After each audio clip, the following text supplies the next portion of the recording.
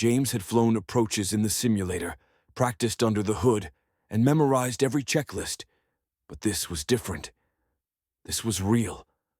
The Beechcraft Bonanza hummed through the thick, overcast sky, the world outside reduced to a uniform, suffocating gray. Rain streaked across the windshield as turbulence jostled the aircraft. James swallowed hard, forcing himself to focus on the instrument panel. "Trust the instruments," his instructor, Greg, reminded him from the right seat. "Scan, don't fixate." James tightened his grip on the yoke. The temptation to glance outside was overwhelming, but there was nothing to see. The artificial horizon was his lifeline. He glanced at the altimeter, 3,000 feet. The GPS showed he was on course. He double-checked his approach plate. Everything was set. "This isn't like the hood," he muttered, trying to keep his voice steady. Greg chuckled. "Nope.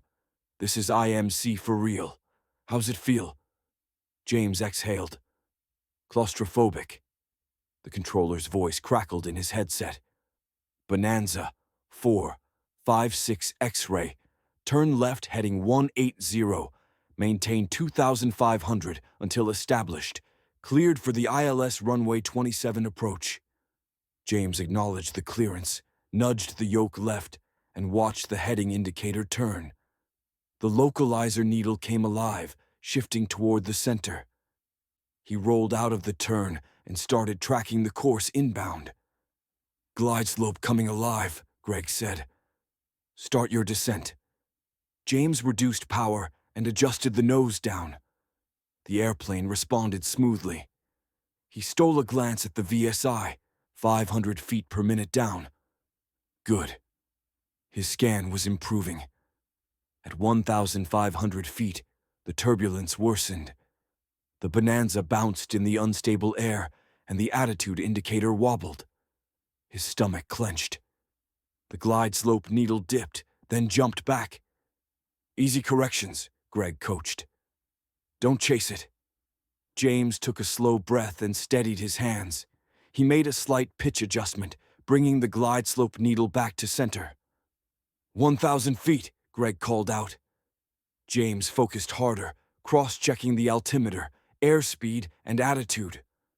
The workload was intense. His heart pounded, but he was holding it together. 500 feet, Greg announced. "Keep it steady." Outside, the gray remained relentless. James strained his eyes. He knew the runway was somewhere ahead, but where? "Decision altitude," Greg said firmly. "Look up." James lifted his eyes. For a split second, he saw nothing. Then, like magic, the approach lights flickered through the mist.